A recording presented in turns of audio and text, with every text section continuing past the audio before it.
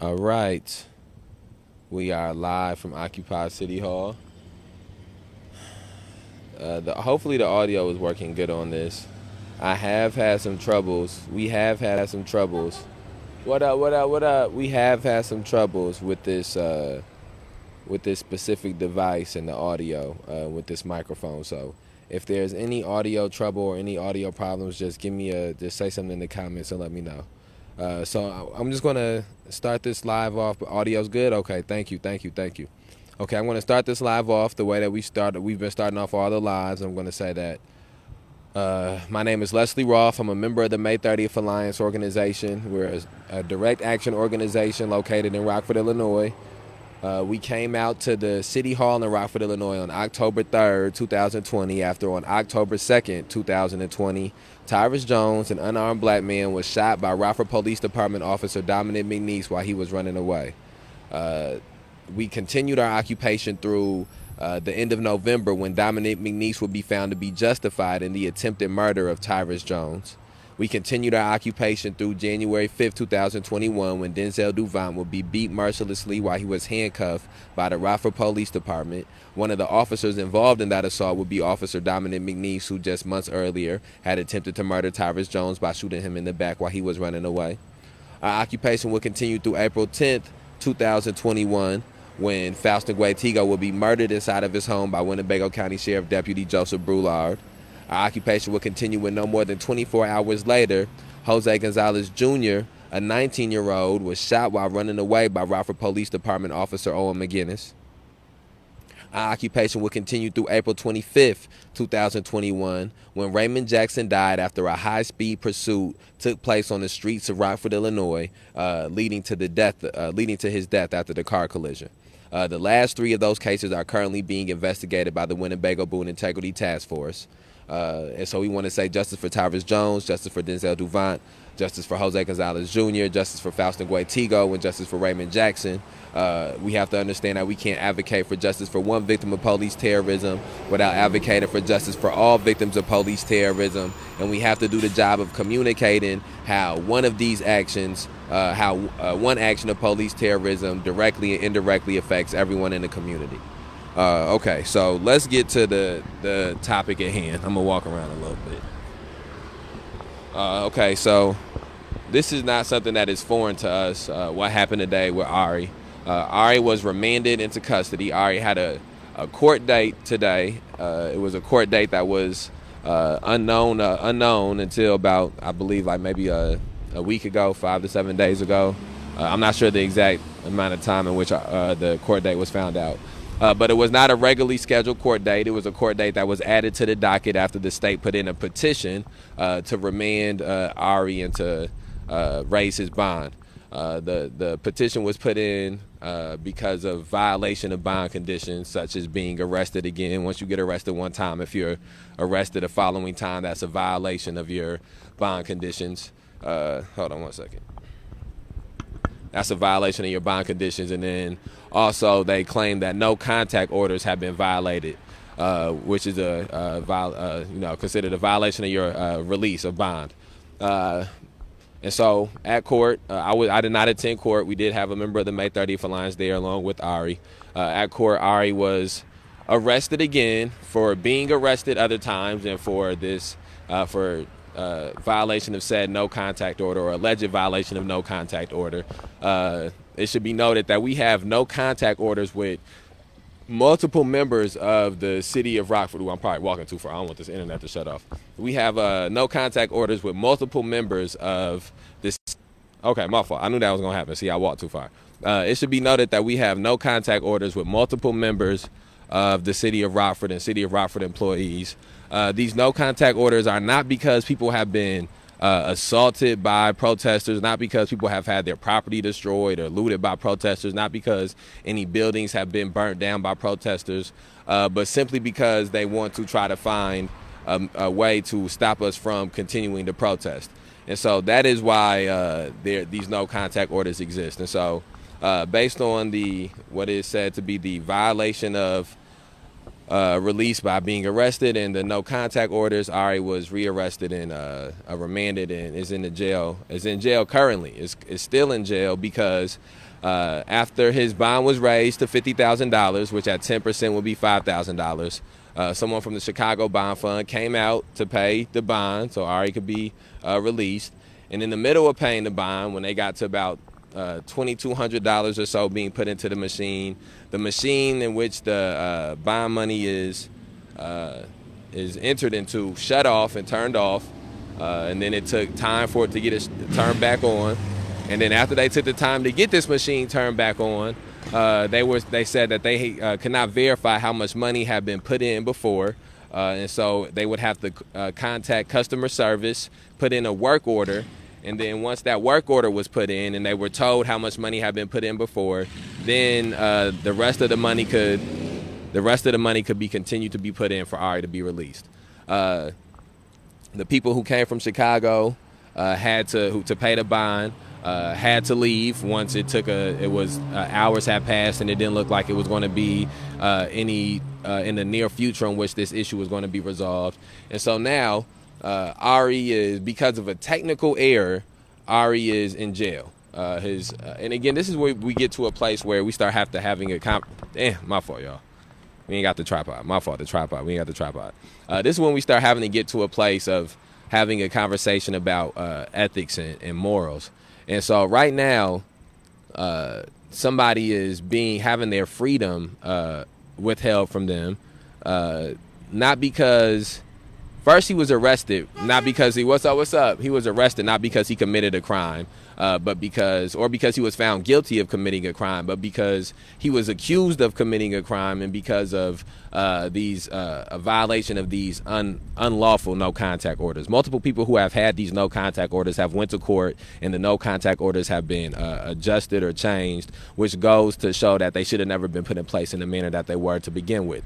And so we get to a place where we start having a moral conversation where how much does it bother you as a citizen of the community that somebody could be in jail because of a technical error, or somebody has to spend a night in jail because of a technical error? And I'm sure that, somebody may say, well, it's only one night, it's not that big of a deal. But then the question becomes, how many people have this been one night for? Or how many other people have had technical errors be the reason that they can't be released from jail? And I personally don't believe this is a coincidence or an accident. I think this was done on purpose. They had this little stupid police meet and greet thing today that we attended, that we had an event for. And so I 100% believe that they were trying to do anything that they could to dissuade us from being at this police meet and greet, or from disrupting this police meet and greet. And I do 100% believe that the Winnebago County Sheriff Deputies, the City of Rockford, the Winnebago County Board, Winnebago County government, the City of Rockford government, the correctional officers, the jail, the police districts, it's 100% cahoots. Everybody's in cahoots. They all work together. The judges, the public defenders, the state's attorneys, the lawyers. It's a system in the most intimate meaning of the word that we are dealing with. And in systems, there's no room for humanity. You can't have humanity in a system. Systems demand dehumanizing, so that way you can't worry about what happens to any one individual person. What's up, man? Yeah, we stay out here all the time. We always keep somebody out here. No, yeah, we always keep somebody here. Yeah, we keep a couple people here all the time. We just go underneath the old Chase Bank building when it rains. Yeah. No, it's all, yeah. It's not too bad though. It's all good. We in the wintertime we stayed out here too. When it snowed too much, we go underneath the Chase Bank building, and then other than that, hand warmers and blankets and stuff. Hand warmers and blankets, it'll get the job done. It's people who got it worse than us out here, and they make it through the winter. No, I'm good. I'm good. I do. I promise you, I'm gonna hit you. I promise you, I am.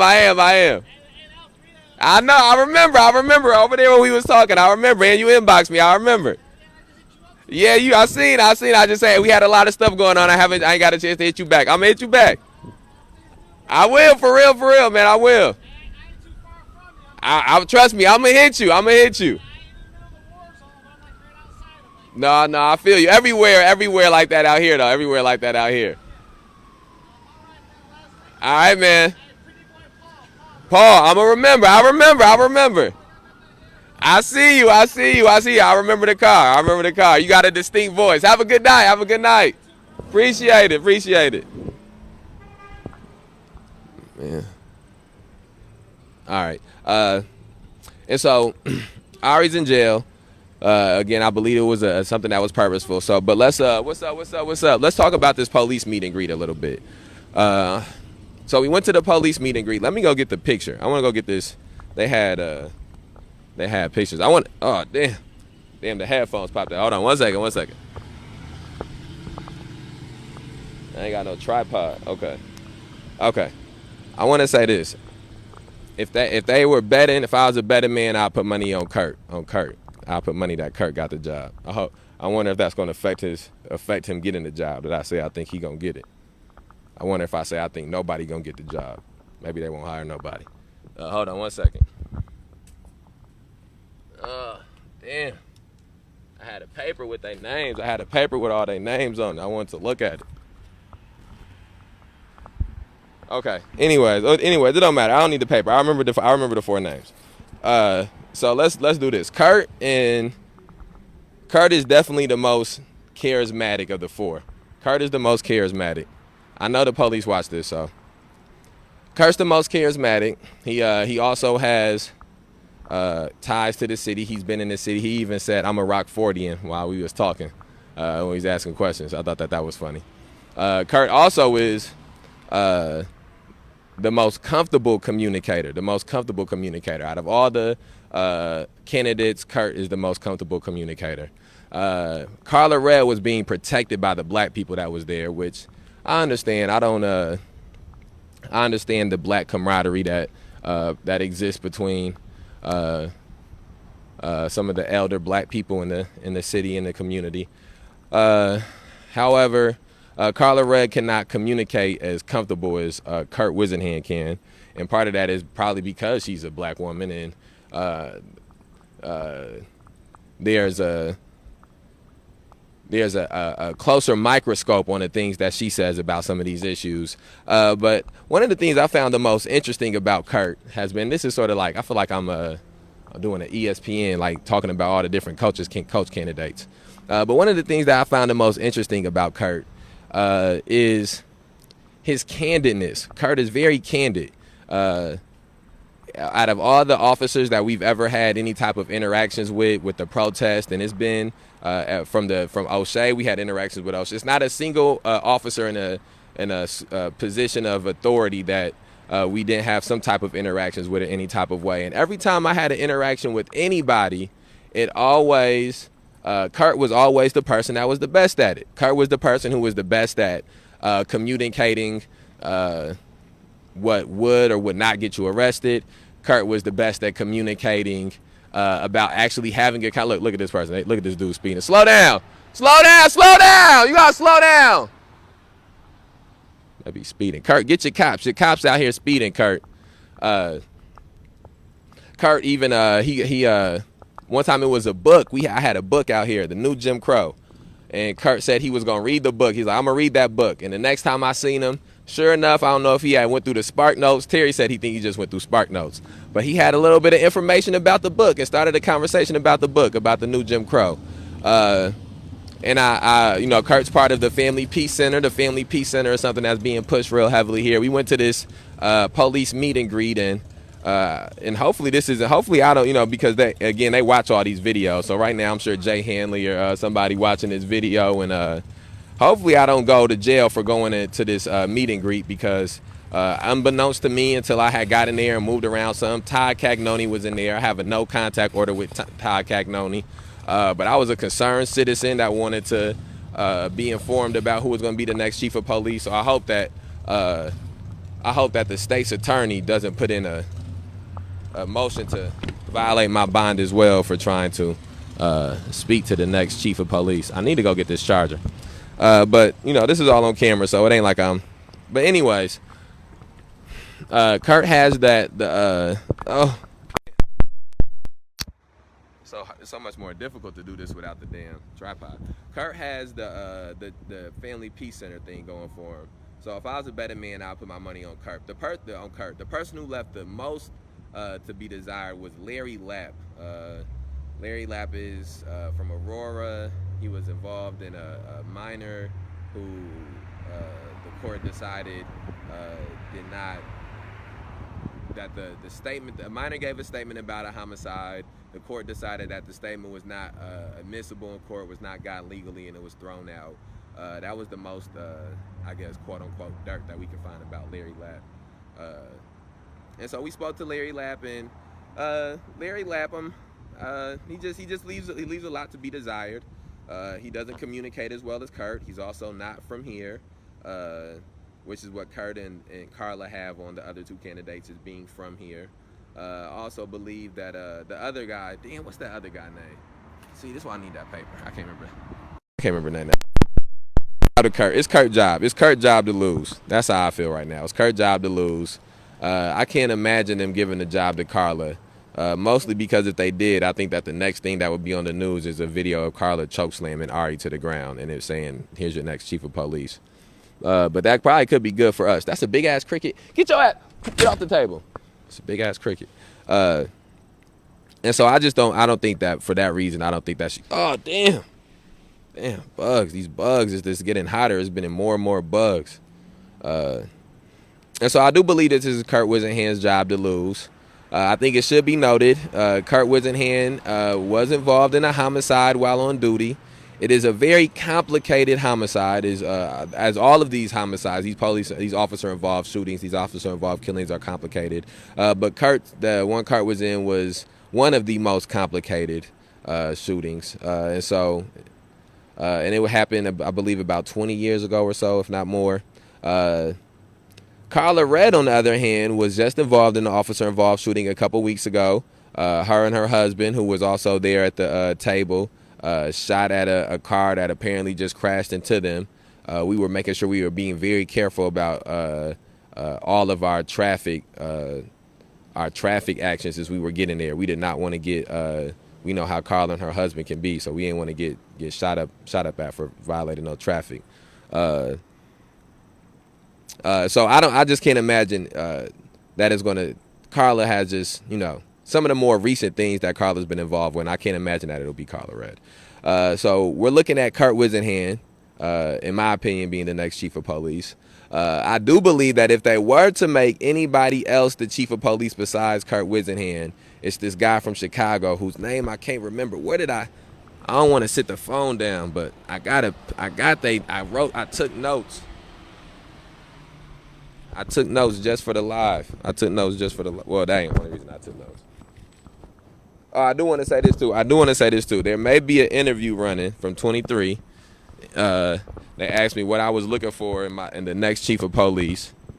Okay. I just want to say this. I began the answer to that question by I believe in the abolition of police, and I'm an abolitionist, and so I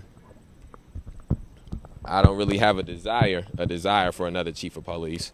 That will not be used, but I just want to make sure I state that is how I began it. The main reason I did this interview, I feel that there's really not much that we can add to this conversation as far as who should be the chief of police. I think the only thing we can add is context to the characters of these people running for chief of police. But I do want to say this, is that when they talk to me, oh shit, here come Chris. When they talk to me, I said that the most important things are accountability and transparency when it comes to the next chief of police. And I do believe that to be the case, is that we need a police chief that will hold people accountable, and a police chief that will be transparent about the issues and the things going on in the community. So I'm not sure what the news will run or what the news won't run. I'm hoping they don't run no shit that make it seem like I was supportive of any of these candidates, because I don't endorse none of these candidates. I'm not endorsing Kurt. Nobody should be the chief of police. Chief of police shouldn't exist. But that's an unrealistic expectation. Okay, I found my notes. I'm gonna have to roll a damn, these bugs. It's crazy, these bugs. Damn. Okay, my fault. I think I turned the camera around. Damn. I done messed the camera up. Damn. I don't know if I can fix it. Oh, I done fucked the camera up. I'm gonna have to end the live. Can't turn it around. Damn, that's crazy. This fucked up. All right, I'm gonna end it. I'll be back.